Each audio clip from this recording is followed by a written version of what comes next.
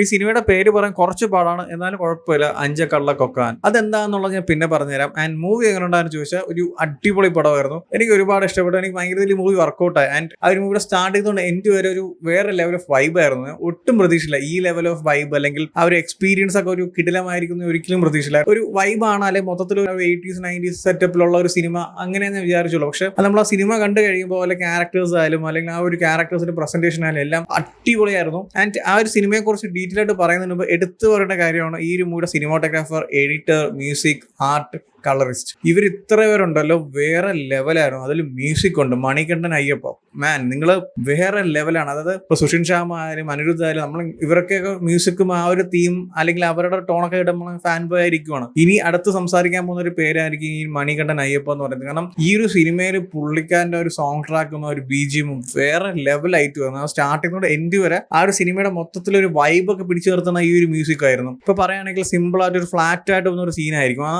സീനിനെ totally, അതായത് വേറെ ലെവലോട്ട് shift ചെയ്യാൻ പറ്റുന്നുണ്ട് ആ ഒരു മ്യൂസിക്കിനും ബിജിഎമ്മിനൊക്കെ. സോ അതൊക്കെ വേറെ ലെവലായിരുന്നു. ആൻഡ് സിനിമാറ്റോഗ്രഫി ആയാലും ആ ഒരു കളറിംഗ് ആയാലും, കളറിംഗ് എനിക്ക് ഭയങ്കര ഇഷ്ടപ്പെട്ടു കേട്ടോ. അപ്പൊ ഈ ഒരു മൂവി ഓവറോൾ എങ്ങനെ ഉണ്ടായിരുന്നു ചോദിച്ചാൽ എൻ്റെ ഒരു ഒപ്പീനിയൻ ആണ് ഇയോബിന്റെ പുസ്തകം കണ്ട ഒരു വൈബ് പോലായിരുന്നു. കാരണം ഞാൻ ആ ഒരു മൂവിയുടെ തീമോ അല്ലെങ്കിൽ ആ ഒരു മൂവിയുടെ സ്റ്റൈൽ എന്നല്ല പറയുന്നത്, ആ ഒരു മൂവി നമുക്ക് കിട്ടുന്ന ഒരു വൈബ് ഉണ്ടല്ലോ. അപ്പം ആ ഒരു മൂന്നാർ, ആ ഒരു 80s കാലഘട്ടം, ആ ഒരു ഡബിൾ ബാരൽ ഗണ്ണ്, അവിടുത്തെ ഒരു ഫൈറ്റിംഗ് കാര്യങ്ങൾ, അവിടുത്തെ നാട്ടുകാരുടെ പ്രശ്നങ്ങൾ, ഇങ്ങനത്തെ ഒരു മൂഡിലാണ് ഈ ഒരു സിനിമ മുന്നോട്ട് പോകുന്നത്. ആൻഡ് ഈ ഒരു മൂവിയുടെ സ്റ്റോറി എന്ന് പറയുന്നത് വളരെ സിമ്പിൾ ആയിട്ട് ഞാൻ പറഞ്ഞുതരാം. ഈ ഒരു സ്റ്റോറി നടക്കുന്ന 90s 80s കാലഘട്ടത്തിലാണ് മൂന്നാറിൽ. സോ അവിടെ ഒരു പോലീസ് സ്റ്റേഷന്റെ അടുത്ത് നടക്കുന്ന ഒരു മർഡറും അതിനെ ചുറ്റിപ്പറ്റിയുള്ള കാര്യങ്ങളും അല്ലെങ്കിൽ ആ ഒരു കേസ് എങ്ങനെയാണ് ഇവർ സോൾവ് ചെയ്യുന്നതാണ് കാണിക്കുന്നത്. സോ ഇത്രയും സിമ്പിൾ ആണ്. പക്ഷെ ആ ഒരു മൂവിയുടെ ട്രീറ്റ്മെന്റ് ഉണ്ടല്ലോ അല്ലെങ്കിൽ ആ ഒരു മൂവിയുടെ പ്രസന്റേഷൻ ഉണ്ടല്ലോ, ഈ ഒരു മൂവിയിൽ എനിക്ക് ഏറ്റവും കൂടുതൽ ഇഷ്ടപ്പെട്ട കാര്യം ഈ ഒരു മൂവിയുടെ പ്രസന്റേഷൻ തന്നെയാണ്. ഒരു കട്ട വൈബിലാണ് ഈ ഒരു മൂവി പ്രസന്റ് ചെയ്തിരിക്കുന്നത്. സിമ്പിൾ ആയിട്ടുള്ള സ്റ്റോറി ലൈൻ ആയിരിക്കും, അല്ലെങ്കിൽ സിമ്പിൾ ആയിട്ടുള്ള സ്റ്റോറി ടെല്ലിങ്ങോ അല്ലെങ്കിൽ പെട്ടെന്ന് കഥ പറഞ്ഞ് തീർക്കാൻ പറ്റുന്ന ഒരു കണ്ടന്റ് ഒക്കെ ആയിരിക്കും. പക്ഷെ എന്നാൽ ആ ഒരു കണ്ടന്റിനെ ഓഡിയൻസിന് മുമ്പിൽ എത്തിക്കുന്ന ഒരു വേ ഉണ്ടല്ലോ അല്ലെങ്കിൽ ആ ഒരു പ്രസന്റേഷൻ ഉണ്ടല്ലോ, അതാണ് ഈ മൂവിയിൽ ഏറ്റവും വലിയ ഹൈലൈറ്റ് എന്ന് പറയുന്നത്. അത് എനിക്ക് ഭയങ്കര ഇഷ്ടപ്പെട്ടു. ആ ഒരു മൂവിയുടെ സ്റ്റാർട്ടിംഗ് തൊട്ട് എൻഡ് വരെ ഇത് എങ്ങനെ ഓഡിയൻസിൽ എത്തിക്കാം, എങ്ങനെ കണക്ട് ചെയ്യാം, ക്യാരക്ടേഴ്സ് ആയാലും ആ ഒരു മൂവിയുടെ സ്റ്റോറി ലൈൻ ആയാലും, അല്ലെങ്കിൽ ഇത് എങ്ങനെയൊക്കെ കൊണ്ട് ജസ്റ്റ് സിമ്പിൾ ആയിട്ട് ഓക്കെ ഇന്ന ആളാണ് ഈ ഇന്ന മർഡർ ചെയ്തത് അല്ലെങ്കിൽ ഇതായിരുന്നു മോട്ടീവ് എന്ന് പറയാതെ ആ ഒരു ചെറിയൊരു പോർഷൻ ഉണ്ടല്ലോ അതിനെ കൊണ്ട് എത്തിക്കുന്ന ഒരു വേ ഉണ്ടല്ലോ, അത് വേറെ ലെവലായിട്ടാണ് കാണിച്ചിരിക്കുന്നത് ഈ മൂവിയിൽ. സോ അങ്ങനത്തെ ഒരു സിമ്പിൾ കാര്യത്തിന് വേറെ ലെവൽ ഓഫ് പ്രസന്റേഷനൊക്കെ കാണിച്ച ഡയറക്ടർ ഒരു സല്യൂട്ട്. കാരണം പുള്ളിക്കാരൻ നൈസ് ആയിട്ടാണ് ആ ഒരു മൂവി ഫുള്ളി എക്സിക്യൂട്ട് ചെയ്തിട്ടുണ്ട്. പിന്നീട് എടുത്തു പറയുന്ന കാര്യം എന്ന് വെച്ചാൽ ഈ ഒരു മൂവിയിലെ ക്യാരക്ടേഴ്സിന്റെ പെർഫോമൻസ് ആയിരുന്നു. ലുക്മാൻ ആയാലും, ചെമ്പൻ വിനോദ് ആയാലും, മേഘ ആയാലും, മണികണ്ഠൻ ആയാലും, ബാക്കി ഒരു 2 ആൾക്കാരും കൂടെ ഉണ്ട്, ഞാൻ പിന്നെ പറയാം.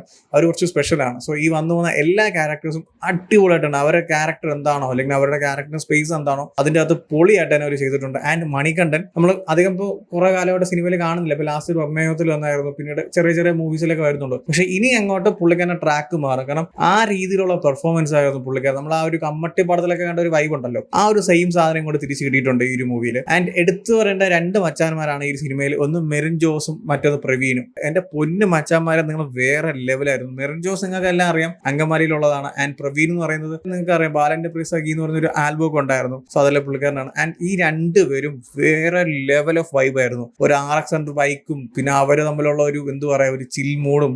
ഈ ഒരു എൻ്റെയർ മൂവിൽ അവർ പൊളിച്ചൊരു പൊളി ഉണ്ടല്ലോ, വേറെ ക്യാരക്ടേഴ്സിന് അത്ര പൊളിയൊന്നും കിട്ടിയിട്ടില്ല. ഉണ്ട്, ഇല്ല എന്നല്ല, പക്ഷെ എന്നാൽ ഇവർ തമ്മിലുള്ള ഒരു കോമ്പിനേഷനോ അല്ലെങ്കിൽ ഇവർ തമ്മിലുള്ള ആ ഒരു എൻ്റെയർ സീൻ ഇങ്ങനെ ബിൽഡപ്പ് ചെയ്യുന്നതൊക്കെ വേറെ ലെവലായിരുന്നു. ഇവരുടെ ഒരു ഇൻട്രഡക്ഷൻ തൊട്ട് ആ ഒരു മൂവിയുടെ എൻഡ് വരെ മച്ചാന്മാർ വരുന്ന സീക്വൻസ് ഒക്കെ വെറും പൊളിയായിരുന്നു. അതിൽ ആരാണോ ബെറ്റർ എന്നൊന്നുമില്ല, 2 പേരും പൊളിയായിട്ട് തന്നെ ചെയ്തിട്ടുണ്ട്. ഇപ്പൊ മെറിൻ ജോസിന്റെ കാര്യമാണെങ്കിൽ പുള്ളിക്കാരുടെ ഡയലോഗ് ഡെലിവർ എന്നൊക്കെ പറയുന്നത് നമ്മളിങ്ങനെ സീനായിട്ടാണ് ഇരിക്കുന്നത്. പിന്നീട് പ്രവീൺ അധികം ഡയലോഗ്സ് ഒന്നുമില്ല, ഒരു ചിരി മാത്രമേ ഉള്ളൂ. ആ ഒരു ചിരിയിൽ അറിയാം പുള്ളിക്കാരൻ എങ്ങനത്തെ ടെറർ ഐറ്റം ആണെന്ന്. അത് ഒരു സീനിൽ നമുക്ക് മനസ്സിലാവും. ആൻഡ് ഇവരുടെ ഒരു സീക്വൻസ് ഉണ്ട്, ഞാൻ സ്പോയിൽ ചെയ്യുന്നില്ല. ഇവരൊരു റേഡിയോയിൽ പാട്ടിന്റെ സൗണ്ട് കൂട്ടുന്ന പിന്നീട് നടക്കുന്ന ഒരു സീൻ ഉണ്ടല്ലോ, അതൊക്കെ നിങ്ങൾ OTTയിൽ കണ്ട ആ ഒരു വൈബ് കിട്ടുമെന്ന് അറിയത്തില്ല. പക്ഷെ പുള്ളിക്കാരൻ വന്നിട്ട് ആ ഒരു സൗണ്ട് കൂട്ടിയതിനു ശേഷം പിന്നീട് ആ സിനിമയിൽ നടക്കുന്ന കാര്യങ്ങളൊക്കെ ഉണ്ടല്ലോ, അതും വേറെ ലെവലായിരുന്നു. അതിന്റെ കൂടെ തന്നെ ബ്ലെൻഡ് ചെയ്തിട്ട് സിനിമാറ്റോഗ്രാഫി, മ്യൂസിക്കും ഒരു രക്ഷയില്ല എന്ന് പറഞ്ഞാൽ വേറെ ലെവലായിരുന്നു. മ്യൂസിക് ഒക്കെ എടുത്തു പറയേണ്ട കാര്യമാണ്. ഒരു ഭയങ്കര ഒരു ഫ്ലോക്ക് ആയിട്ട് അല്ലെങ്കിൽ ഒരു എന്ത് പറയാ ഒരു സിമ്പിൾ ആയിട്ടുള്ള സീനായിരിക്കും അല്ലെങ്കിൽ ഭയങ്കര ഫ്ലാറ്റ് ആയിട്ട് സിമ്പിൾ ആയിട്ട് പോകുന്നതിനൊക്കെ ആ ഒരു മ്യൂസിക് കൊണ്ട് തന്നെ ഒരു ഭയങ്കര രീതിയിലുള്ള എൻഗേജിങ് അല്ലെങ്കിൽ എലവേറ്റ് ചെയ്ത് വേറെ ലെവലൊക്കെ കൊണ്ടുപോകുന്നുണ്ട്.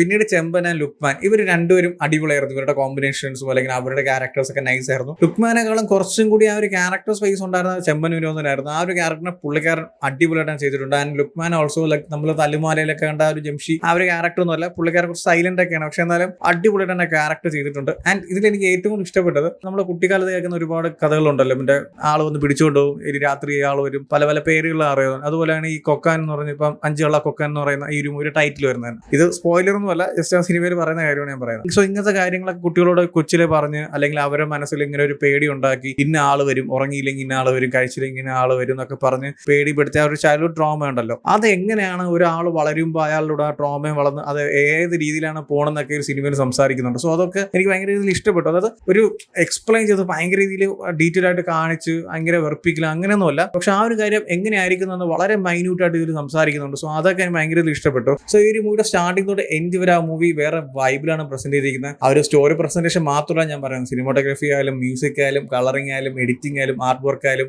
ആക്ഷൻ സീക്വൻസ് ആയാലും, ആക്ഷൻ സീക്വൻസ് ഒക്കെ നമ്മൾ ഈ ഒരു മൂവിയിൽ എക്സിക്യൂട്ട് ചെയ്തിരിക്കുന്നതൊക്കെ പക്ക റോ ആയിട്ടാണ്. സോ അതൊക്കെ എനിക്ക് ഭയങ്കര ഇതിൽ ഇഷ്ടപ്പെട്ടു. പിന്നെ എനിക്ക് ഒരു ചെറിയൊരു നെഗറ്റീവായിട്ട് തോന്നിയ കാര്യം എന്ന് പറയുന്നത്, നെഗറ്റീവ് എന്ന് പറഞ്ഞാൽ ഭയങ്കര നെഗറ്റീവ് അല്ലെങ്കിൽ ഭയങ്കര ഇതിൽ മൂവിനെ അഫക്ട് ചെയ്തതല്ല ഞാൻ പറയുന്നത്. അതായത് മൂവി സ്റ്റാർട്ട് ചെയ്ത് എൻഡ് വരെ ഭയങ്കര ഫാസ്റ്റ് പേസ് ആയിട്ട് പോകുന്നത്, ടക്ക് ടക്ക് ടക്ക് ടക്ക് അങ്ങനെ കട്ട് ചെയ്ത് ഭയങ്കര സീക്വൻസ് ആയിട്ടാണ് പോകുന്നത്. സോ അതിന്റെ ഇടയ്ക്ക് വരുന്ന കുറച്ച് സീക്വൻസ് ചെറുതായിട്ട് ഡ്യൂറേഷൻ കൂടിയ പോലെ തോന്നിപ്പോയി. അതായത് ഭയങ്കര സ്പീഡിലൊക്കെ വന്നിട്ട് പെട്ടെന്ന് ഒരു 2-3 സെക്കൻഡ്സ് ഇങ്ങനെ നിർത്തി നമ്മൾ ഭയങ്കര ടക്ക് ടക്ക് ഇങ്ങനെ കട്ട് ചെയ്ത് പോയിട്ട് ചില സീക്വൻസ് ഒരു 10 സെക്കൻഡ് കൂട്ടി വെക്കുമ്പോൾ അങ്ങനത്തെ ഒരു ഫീൽ കിട്ടത്തില്ല. സോ അങ്ങനത്തെ രീതിയിലുള്ള 2 സീക്വൻസ് ഒക്കെ തോന്നിപ്പോയി, ചെറുതായിട്ട് ഡ്യൂറേഷൻ കൂടിയതുപോലെ. അത്രയും വേണ്ടായിരുന്നു എന്നാണ് എൻ്റെ ഒരു ഒപ്പീനിയൻ, അത് എൻ്റെ മാത്രമാണ്. സോ ഓവറോൾ മൂവി എനിക്ക് ഭയങ്കര ഇഷ്ടപ്പെട്ടു. ഞാൻ ഒട്ടും എക്സ്പെക്ട് ചെയ്യാത്തതുകൊണ്ടായിരിക്കും ആ ഒരു മൂവിയുടെ തിയേറ്റർ എക്സ്പീരിയൻസ് ആയാലും ആ ഒരു മൂവിയുടെ പ്രസന്റേഷൻ ആയാലും എല്ലാം എനിക്ക് ഭയങ്കര ഇഷ്ടപ്പെട്ടു. ഇതുവരെ കാണാത്തവരാണെങ്കിൽ ജസ്റ്റ് ചെക്ക് ഔട്ട് ചെയ്ത് നോക്കും. ഓൾറെഡി മൂവി കണ്ടവരാണെങ്കിൽ നിങ്ങളുടെ ഒപ്പീനിയൻ എന്ന് വെച്ചാൽ കമന്റ് ചെയ്യും. വീഡിയോ ഇഷ്ടപ്പെട്ടാൽ ലൈക്ക് ചെയ്യൂ, ഷെയർ ചെയ്യൂ. ഇതുള്ള കൂടുതൽ വീഡിയോസിനെ ചാനൽ സബ്സ്ക്രൈബ് ചെയ്യൂ. Thank you so much.